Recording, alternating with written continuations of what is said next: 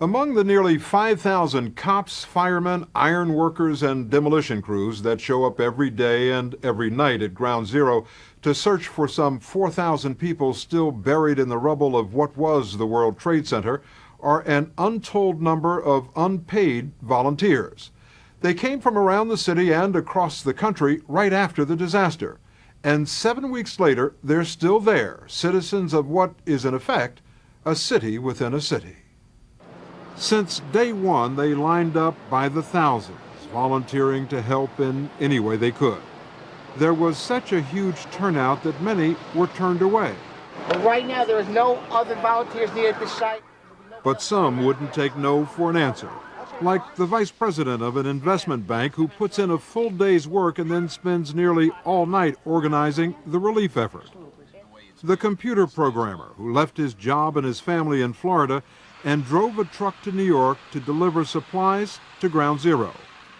A group of Texans who set up a 24-hour sidewalk barbecue stand to feed emergency personnel. The massage therapist who gave up her regular business to set up shop at Ground Zero where she felt she was more needed than anywhere else. And a food caterer who left his paying job to volunteer in the rescue effort. I had to get involved. Really, nothing else mattered. I called my job and basically told them that I had something that I had to do, and that would be involved in search and rescue. His name is Sam Carl, and he was one of the first to pull bodies out of the wreckage. I was usually on my stomach digging through the holes. Because of his experience as a mountain rescuer in Colorado, Sam Carl was assigned to be a cave crawler. That's what they call someone who goes deep into the rubble trying to find signs of life in the smallest places. Day in and day out, it's very difficult when you're not given that satisfaction of seeing somebody, climb out with you. And day in and day out, for the past 59 days, Margie Edwards, the investment banker, goes right from her office in New Jersey to a command post about 15 blocks from Ground Zero. This is easy. What she is doing is making up a wish list of what workers say they need to do their job down at the site. So far, she has managed to get companies all over the country to donate nearly $1 million worth of goods to make sure this city within a city gets everything it needs.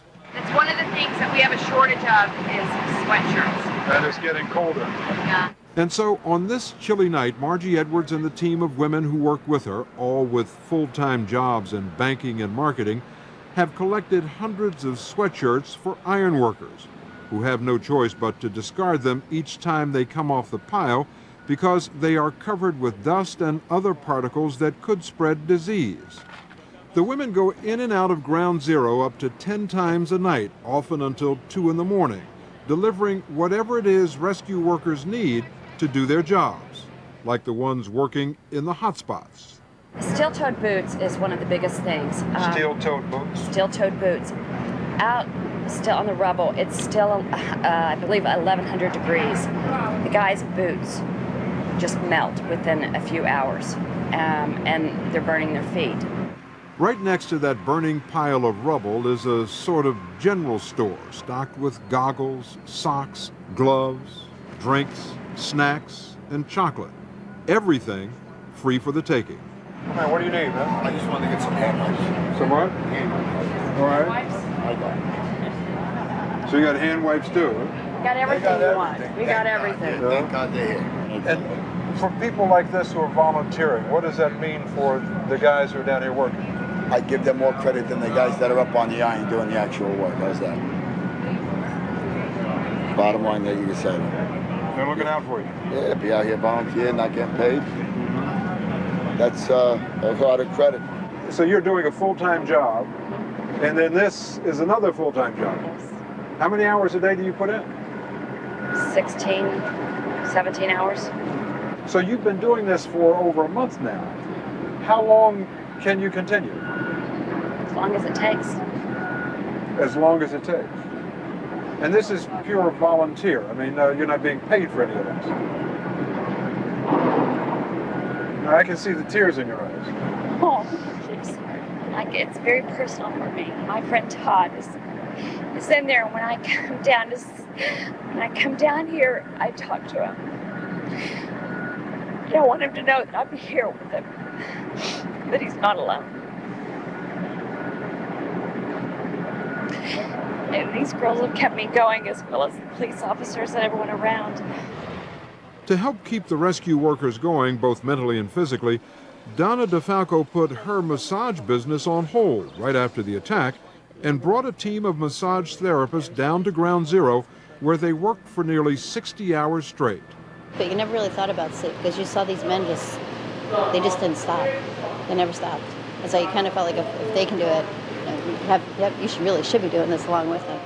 Donna DeFalco's team has been going around the clock ever since. So far, they've given more than 1,000 back rubs to firefighters and iron workers as they come off the pile. They couldn't move. They physically couldn't move. Their muscles were so tight. And if you gave them 20 minutes, 25 minutes, they got up and they said, oh my God, I feel so much better. I can go out and do more. And they would. This is a city within a city. It's become that. And it's unbelievable to watch the connection and the way people have just pulled together. Nancy has been working at Ground Zero every night since September 11th as a volunteer for the Salvation Army. During the day, she works in the financial district. Her responsibility here is to make sure rescue workers have enough to drink so they don't get dehydrated. It's very different in here than when you go out on the outside, and a lot of the people here have expressed that it's difficult for them to take a day off, or do they feel guilty, or they want to continue to be here, and very difficult for them to get back to their life again. So this has become almost their home. And for some, it's been a return home. The Eagle has landed in New York.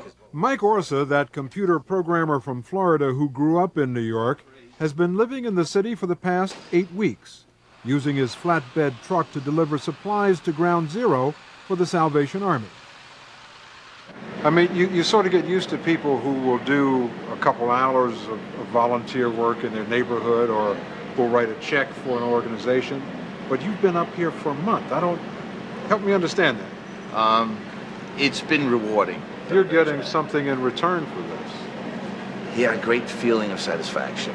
I feel my kids, as they get older and older, will, when this becomes part of history, say, hey, my dad helped, he did something, he made a little bit of a difference, and just to teach them that this is what you do. The difference people are making is staggering. Since day one, private citizens and restaurants have given out more than 3 million meals.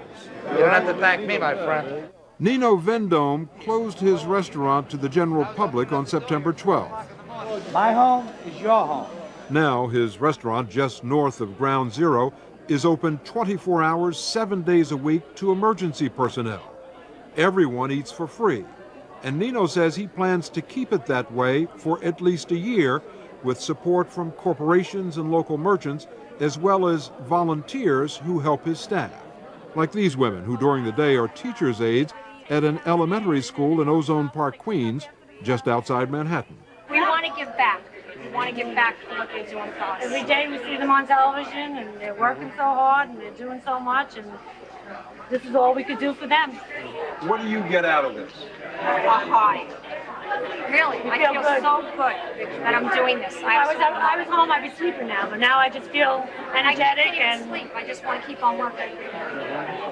How you doing, sir? And along the sidewalk just across the street from Nino's is an all-day, all-night Texas barbecue stand run by a group of recovering drug addicts and alcoholics who drove up from Dallas in 5 trailers carrying huge loads of meat and wood for their 2 barbecue pits. And I told a buddy of mine, Jimbo, I said, Jimbo, we got to go to Ground Zero. So they drove around New York City until they happened upon a disaster relief center where they overheard a Red Cross official talking about a shortage of food. And he was saying, well, we have 2,000 men to feed Sunday with a barbecue. How are we going to cook this? And I said, well, sir, I might be able to help you. I'm from Texas, and I got 2 smokers and 30,000 pounds of meat and 12 cords of wood. We're come to have a barbecue. He said, I need to talk to you. So we've been here ever since. They won't let us go. The city won't let us go. How many people have you fed here? Oh, actually, since we started, we've averaged about 4,000 people a day. 4,000 people a day? Yes, sir. They work in shifts, and some of them even sleep in the cab of the tractor-trailer. And there are no paychecks or anything in this? No, absolutely not. Well, yes, there is, too. a chance to make amends for all the wrong that I've done in my life. It's a good thing. It's like God's giving me a chance to work with other people in a good way instead of a bad way. And then, in that city within a city, there's a story unto itself about a squad of cops, members of the New York City Highway Patrol. Before September 11th, as they themselves will tell you, to anyone who went over the speed limit, they were the devils in the rearview mirror. Today, to the people down here, they're more like angels on motorcycles. Now, whenever they go to ground zero or leave, they are cheered by another group of volunteers who've been standing on street corners nearby for almost 24 hours a day since September 11th. They're out here applauding us now. They're applauding you? It's incredible. There's crowds of people out there 3, 4, 5 o'clock in the morning cheering, waving flags, right? And that is an inspiration. That's like the best part of the day. Yeah, they really give you a boost Kind of like when you see that. Going home. After 16, 17 hours being down here. The reason for all this adulation is that these highway patrol officers have volunteered for one of the most wrenching jobs at Ground Zero. Whenever someone in uniform is pulled from the wreckage, a firefighter, law enforcement officer, or emergency worker, it is the job of these policemen to salute the body or body part and to provide a ceremonial escort to the city morgue for identification. They've been doing just that around the clock from day one. We try to show up and represent our units, our friends, our peers, our co-workers as best as we can by giving them, that final ride. That when we turn over the remains to the morgue, it's been our privilege to serve that person and our honor to be able to provide them with final dignity. Thank you. How difficult is it for you guys to go down there? I mean, you don't go down there once. You've been there over and over and over. For me personally, it's been the hardest thing I've ever done. And you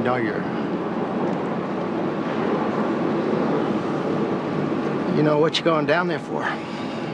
Sometimes we're doing it 14 times a day, 15 times a day. It's almost like a back and military forth. scramble. You come back and they say, we have another body. We're back doing the same thing, and everyone is just as important as the next one. 23 New York City police officers were among those killed. So far, the bodies of only 4 have been recovered. That's got to wear on you guys. Yes, it does.